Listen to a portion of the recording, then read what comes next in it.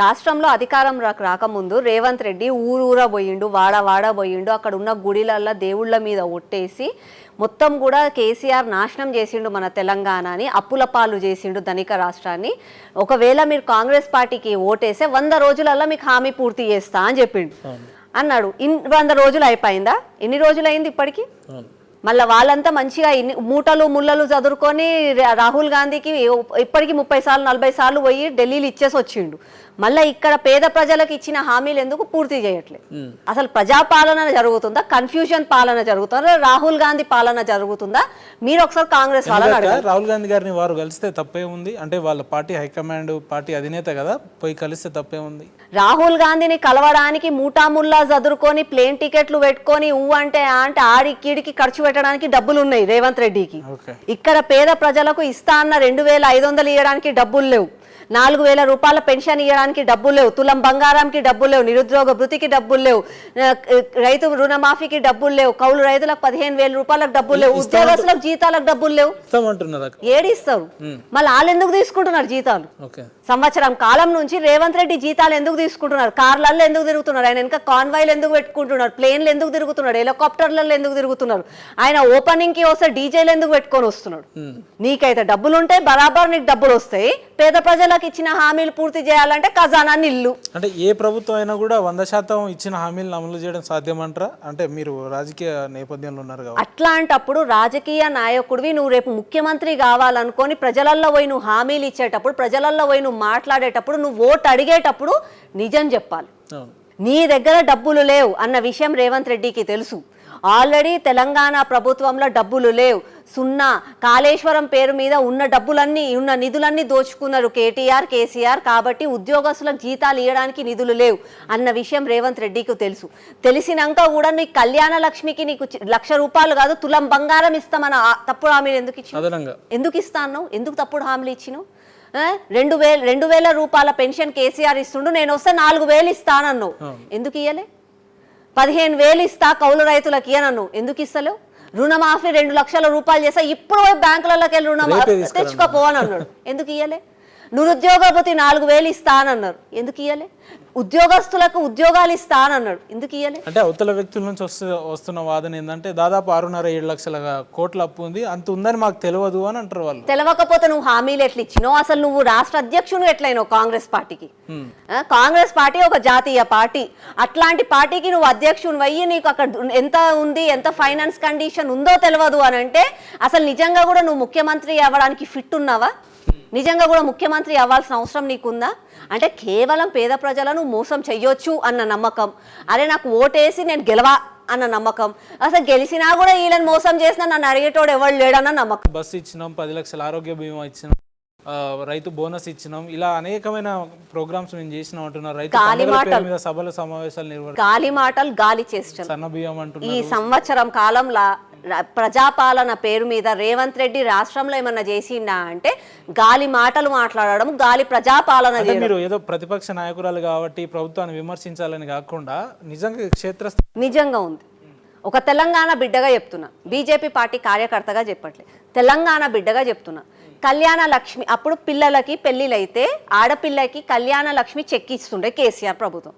కళ్యాణ లక్ష్మితో పాటు నేను 100 రోజులలో నీకు తులం బంగారం ఇస్తానన్నాడు. పిల్లలకు పెళ్లిలైనాయి, వాళ్ళకి పిల్లలు కూడా పుట్టిండ్రు. తులం బంగారం దిక్కేడా, గ్రామ బంగారం దిక్కు లేకుండా అయిపోయింది. 2,000 రూపాయల పెన్షన్ వస్తుంది. అదనపుగా కూడా ఆ పెన్షన్ అప్లై చేసిన వాళ్ళందరికీ కూడా కొత్త వాళ్ళకి నేను పెన్షన్లు ఇస్తాను, 4,000 రూపాయల పెన్షన్ ఇస్తాను అన్నాడు. పాత వాళ్ళకే సమయానికి 2,000 రూపాయల పెన్షన్ దిక్కులేదు.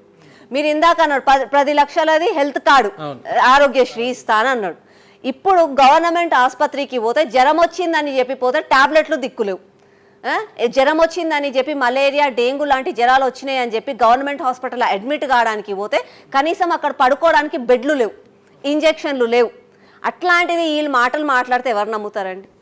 ప్రజాక్షేత్రంలో ప్రజలలో ఉన్న మాటలే ఇవన్నీ. ప్రతిపక్షంగా మేము మాట్లాడట్లేదు, ప్రజలు మాట్లాడుతున్నవే మేము మాట్లాడుతున్నాం. ఎట్లా చూడొచ్చు అక్క? మరి 10 ఏళ్ళు కేసీఆర్ గారు నమ్మితే ఆయన ఆ రకంగా మోసం చేసిండు. వీళ్ళు అధికారంకి వచ్చిన తర్వాత ఆహా ఓహో అని అరచేతిలో ఆకాశాన్ని చూపించారు. సో ఆల్టర్నేట్ ఏందన్నట్టు రాష్ట్ర ప్రజలు ఎవరి వైపు మొగ్గు చూపే అవకాశాలు ఉన్నాయి అన్నట్టు? దొంగలు ఊర్లు పంచుకున్నట్టు నువ్వు ఒకటి తినో నేను ఒకటి తింటా అని కేసీఆర్ పోయిండి, ఇప్పుడు నేను వచ్చి తింటా అని చెప్పి రేవంత్ రెడ్డి కాజీ చేస్తున్నాడు. విచిత్రం ఏంటంటే అసెంబ్లీలోనే కోమటిరెడ్డి గారు మాట్లాడుతున్నారు, మీరు 10 ఏళ్ళు చేసిరు, మేము 10 ఏళ్ళు చేస్తాం, తర్వాత మళ్ళీ కేటీఆర్ గారు ముఖ్యమంత్రి అవుతాడు అని అంటున్నారు. అదే చెప్తున్నా, దొంగలు ఊర్లు పంచుకున్నట్టు. అరే నువ్వు 100 ఎకరాలు తిన్నావు, నేను 100 ఎకరాలు తింటా, కాంగ్రెస్ పార్టీ మేము వచ్చినాం, మేము తినాలి కదా, మా మస్తు మంది నాయకులు ఉన్నారు కదా అన్నట్టు అయిపోయింది ఈ రోజు.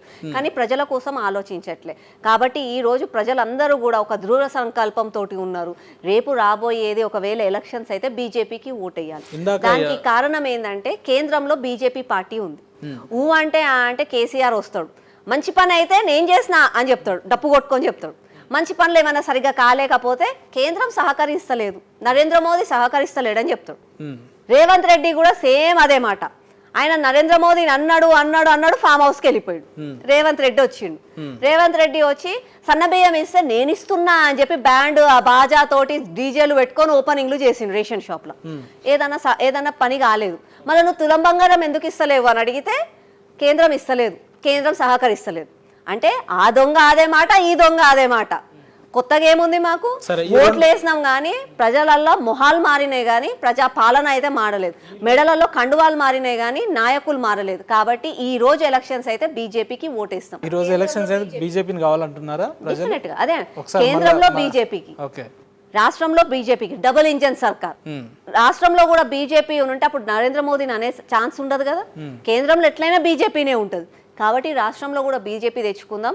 ఆ దొంగ మాటలు ఏ దొంగ మాటలు ఇందాం ఎందుకు, నిజమైన బంగారు తెలంగాణ అయిందో మనమే చేసుకుందాం అని చెప్పి ఈ రోజు ప్రజలు ఉన్నారు. కేంద్ర ప్రభుత్వం తన బాధ్యతగా ఇప్పుడు 11.5-12 ఏళ్ళు కావస్తా ఉంది అధికారంలో నుండి. ఏం చేసింది తెలంగాణ రాష్ట్రాన్ని ప్రత్యేకంగా బీజేపీ పార్టీ అంటే ఏం చెప్తారు?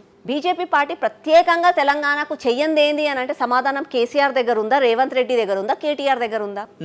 కేవలం అబద్ధాలు, డైవర్షన్ పాలిటిక్స్ మాత్రమే. కేంద్రము ఏ కేంద్రంలో ఎవరు అధికారంలో ఉన్నా ఈ రోజు టీఆర్ఎస్ ప్రభుత్వంలో 30 మెడికల్ కళాశాలలు కట్టిస్తే ఆ 30 మెడికల్ కాలేజీలకు ₹1 కూడా ఇవ్వలేదు. లేదంటే ఇట్లా చెప్పుకుంటా పోతే కేంద్రం నుంచి రావాల్సిన మనకి ఏదైతే నిధులు అయితే ఉన్నాయో అవన్నీ కూడా డోకా ఇచ్చింది కేంద్ర ప్రభుత్వం అని మాట్లాడతారు. నేను ఒక జీహెచ్ఎంసీ కార్పొరేటర్గా చెప్తున్నా. 15th ఫైనాన్స్ కమిషన్ ద్వారా మున్సిపాలిటీలకి సర్పంచ్ విషయాలలో కానీ డెవలప్ చేయడానికి అని చెప్పి నిధులు పంపిస్తుంది కేంద్రం. ఆ పంపించిన నిధులు ఇప్పటి వరకు ఏమైనాయి అని అంటే సమాధానం లేదు. ఎక్కడికి పోతున్నాయి అంటే సమాధానం లేదు. అప్పుడు సిరిసిల్లకైనా పంపించిండు, ఇప్పుడు ఈయన ఓల్డ్ సిటీకి పంపిస్తుండ. కొడంగల్ పంపిస్తాడో ఓల్డ్ సిటీకి పంపిస్తాడో ఇక వాళ్ళకే తెలుసు. ఇక ఎంఐఎం వాళ్ళు దోస్తులే అంటే బాగా కాన్సంట్రేషన్ ఎక్కువ ఉన్నట్టుంది బీజేపీ వాళ్ళకి. ఎందుకక అంటే నేను అన్నది కాదు, న్యూస్ పేపర్లలో మీడియాలలో కూడా వచ్చింది.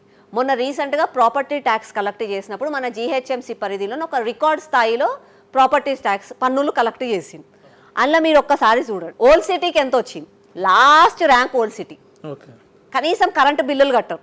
ఇది మేమనేది కాదు, ఓపెన్ గా టీవీలలో అందులో చూస్తాం. ఆఫీసర్లు వస్తే ఆఫీసర్లను కొట్టి తరిమేస్తారు. బిల్డింగ్లు కడతారు, పెద్ద పెద్ద బిల్డింగ్, పర్మిషన్లు ఉండవు, డెవలప్మెంట్ ఉండదు, ఏముండదు. కానీ మీరు ఒకవేళ జీహెచ్ఎంసీ బడ్జెట్ బుక్ చూస్తే బడ్జెట్లో మాత్రం యథావిధిగా ప్రతి సంవత్సరము నాలా డెవలప్మెంట్ కోసం, రోడ్ల కోసం, డ్రైనేజీల కోసం అని చెప్పి వాళ్ళకి 10 కోట్లు 20 కోట్లు ఇస్తూనే ఉంటారు, యథావిధిగా ఇస్తారు. డబ్బులు ఏడికి పోతున్నాయి. ఇప్పటికీ కూడా పురాణా షహర్ గానే ఉంది.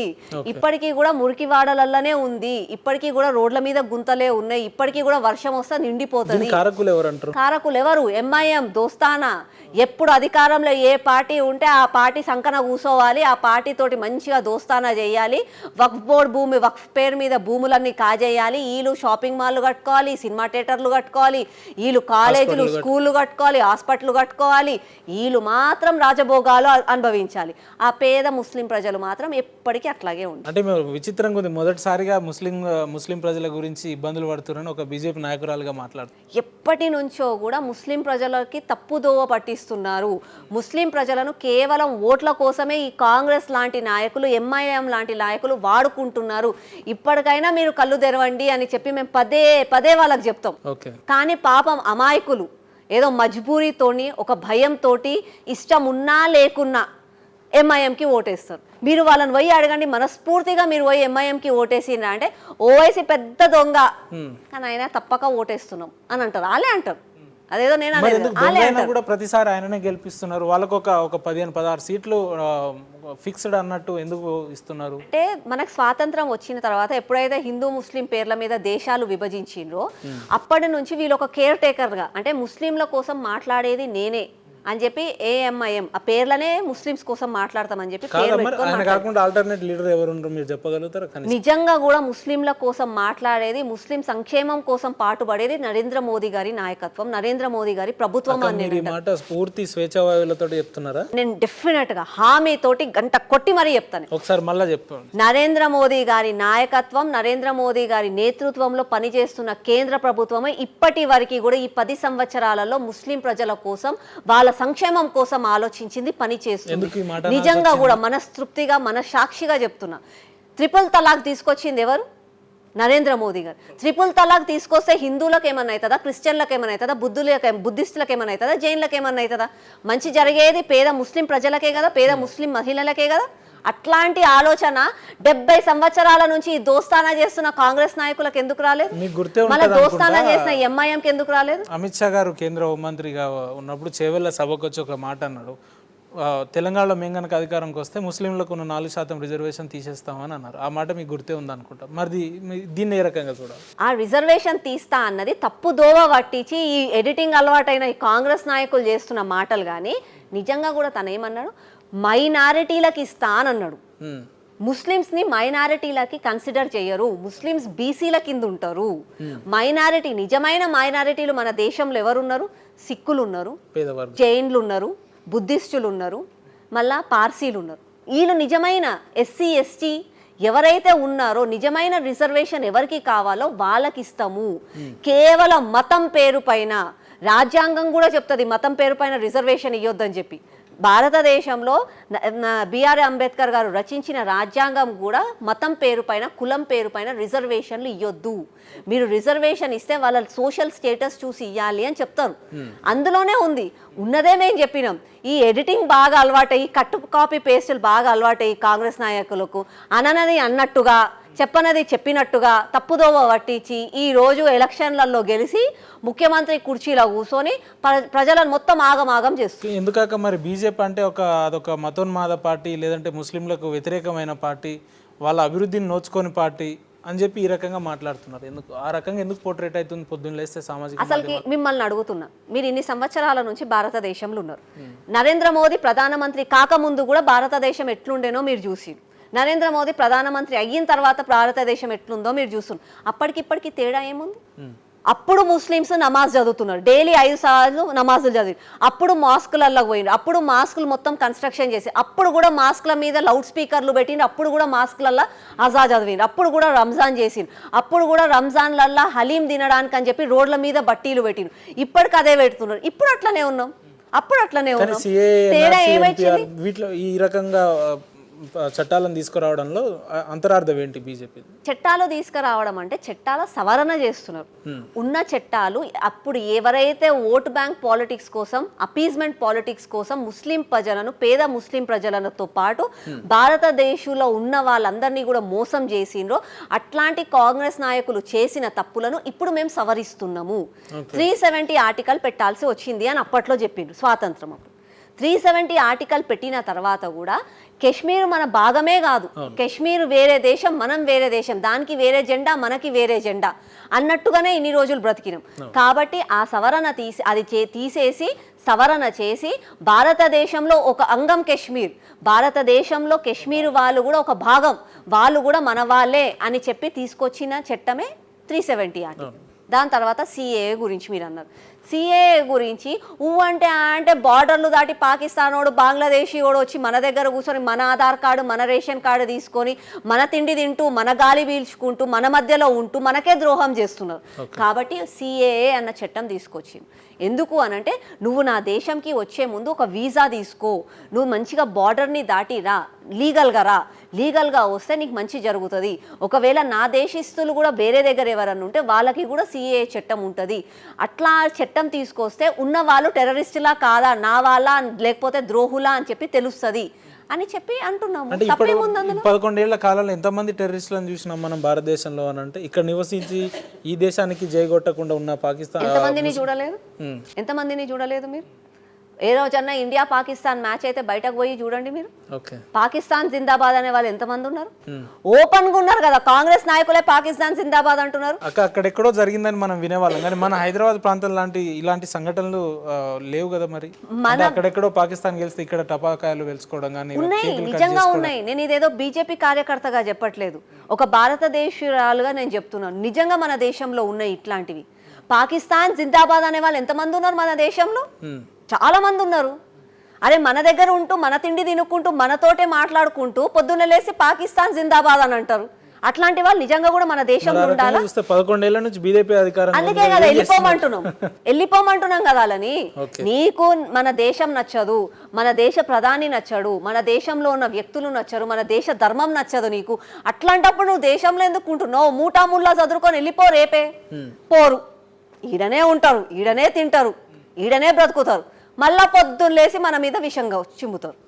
ఇట్లాంటి వాళ్ళు మొన్న ఉగ్రవాది దాడి జరిగింది, దానికి కారణం ఎవడు?